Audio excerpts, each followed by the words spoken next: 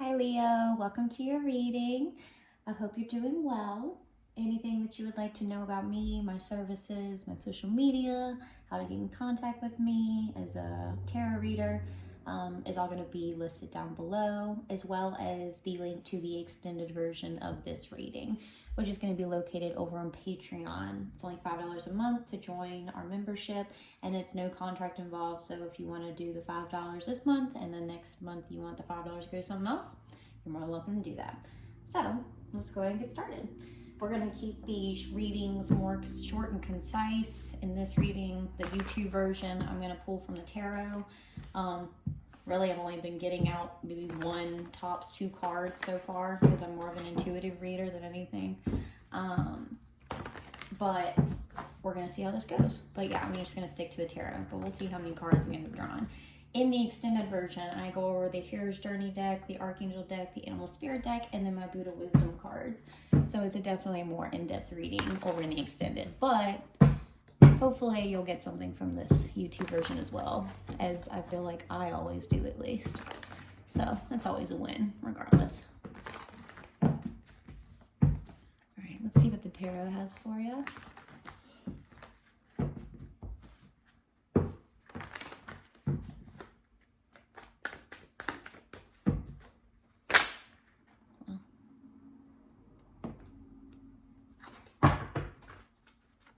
Fell out. Okay. Let me take a sip of coffee. So what I'm automatically feeling off of this, because usually whenever anything bothers my throat chakra area during a reading, I always feel like there's a need for communication. And I feel like now that there's a need for communication around wanting a new beginning of some sort. This full energy is literally you've closed out a karmic cycle and you're really just wanting to fall into this energy. Maybe you've already closed out a karmic cycle. Maybe you've already closed out some sort of energy, situation, relationship, and now you are on a new path. It's pretty much what the Fool is all about. And it's really a moment of vulnerability. It's a moment of novice energy. I mean, it's kind of like you've up-leveled, right? So as much as you might have been, as much as you might have advanced in your previous cycle or stage of life, now you're in a new stage and you're very novice. You're learning. You're right back, at the beginning again, right? It's the number 0. So we're right at the beginning. And this is also a card of spirit, of essentially that you have followed your divine path, your divine nudge to end the cycle in your life. And now you're on the other side of that. And it's because you stayed loyal to your faith, your intuition, to yourself, to what you know is right for you. The sun is enlightenment. The sun is all about, following your bliss, living in a state of, just having more clarity on your situation, on yourself, on the direction you want to go, having more clarity on the things that you needed or need to let go of within your life. The Fool is really just this moment of it's like, that feels good to be on the other side of, because at one point, maybe choosing yourself, choosing to move forward in something, choosing to end a certain cycle, end a relationship, end a job, a career path, whatever it was, maybe that was scary at one point. But now you're like, damn, it feels good to be on the other side of that, because the unknown can be really frightening for a lot of people. But once you realize that taking risks is what life is primarily about, depending on what your risk assertion level is, that definitely influences what type of risks or what type of decisions you consider risks.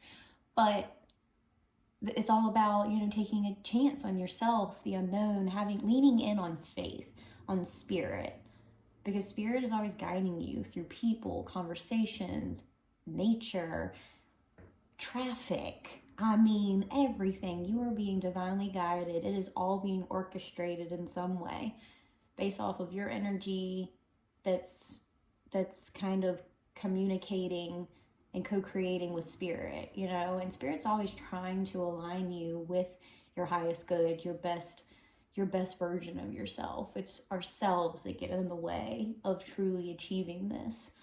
And the full energy is kind of like, man, this just feels good to like breathe for a second, you know? And the full, like, you know, it can be in its shadow self. It can be, you know, maybe a little naive. It can be, you know, maybe making decisions without enough information. But I think at this point, you're kind of just realizing that, like, sometimes you don't need to know it all. Yes, thinking things through, like, as far as, like, you know, we can't be crazy, right?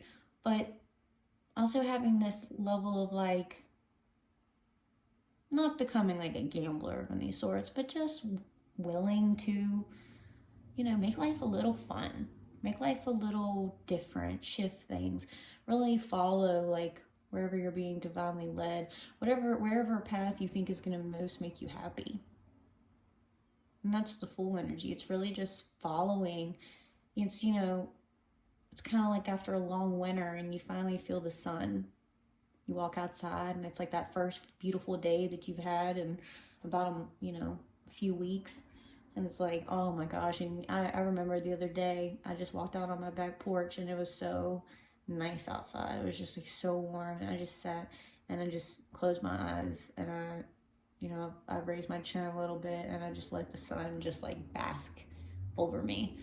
And that's very, like, when you're chasing that, like, feeling of even simple bliss in life, it's so empowering and it's so, like, I don't know, it really reminds you of the divine and how it's at play within everything around you, how nature is playing out, how you're playing out, how the world is playing out. There's some kind of shift happening for everyone here. And especially like 2020 and 2021, I would, you know, if we can find a silver lining, it's that we need to really take life seriously and be like, you know, I don't know, life can be short and life is, you know, you never know when things are going to change, and to be able to live in the present moment is such a gift. And we choose our path, we choose our mindset, we choose our emotions, we choose everything. And it's like, even through this pandemic, it's like, what reality have you chosen? What beliefs around all of this have you attached yourself to?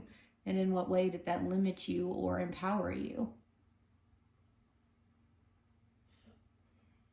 And the full energy is kind of just being willing to explore that about yourself, willing to take risks, willing to step onto the other side of that unknown door, opening the door to which you don't know what lies on the other side. Just being more open to adventure and the zest of life. And I think that if anything, we're all just really wanting for things to go back to normal. And I understand that things are all different for everyone circumstantially, but like, we're all just wanting a sense of normalcy. And we're having to create that normalcy within ourselves. And so then that normalcy leads to knowing of who we are. And if we're looking around and who we are isn't resonating with where we're at anymore, well, shifts are happening. And these shifts, they just continue to just build off of each other. And then before you know it, you're looking around and things don't even nearly look the same. And I think for, you know, people who have really looked inward during 2020 and 21, I think you're realizing that, you know, this was, you know, you can look at anything in a positive or a negative light. It's just what you choose. And a lot of people, I think, are choosing themselves more now because they're realizing that, you know, they had to sit more with themselves. They had to be more, like, you couldn't avoid yourself anymore, going out, being with the crowd, socializing, all this stuff. You know, you had to be more focused on you because the lockdowns have been happening. So it's like, well, who am I at this point? Like, you start questioning things, and even just like, not even if you didn't mean to, right? So then therefore things start having to shift because you're starting to become more aware of who you are, and so then there's things that you find that you love about yourself, and there's things that you find that you don't really like about yourself. And then we start on the journey of healing and transmuting the energy that we're not so fond of, and reassociating our beliefs, and cutting out the things that don't serve us anymore, and things just like really shifting. And I think that's what really the full energy is all about, is that the divine comes in and it just shifts things in a way that it instills our faith so much, because then we see that, like, wow, we are really only 50% of this manifestation, and God is the other 50%, spirit, the divine, the universe. And it takes this weight off our shoulders, and we're able to follow our bliss and follow our intuitive nudges, because there's this instilled faith that even if anybody around us and everyone around us doesn't understand why we are headed in a direction that we're headed, why we're being how we're being, why we're being so carefree, why we're so in the moment, why we're so happy, well, it doesn't really matter, because you're now a part of this new reality that you've created subconsciously, consciously, and consciously for yourself. And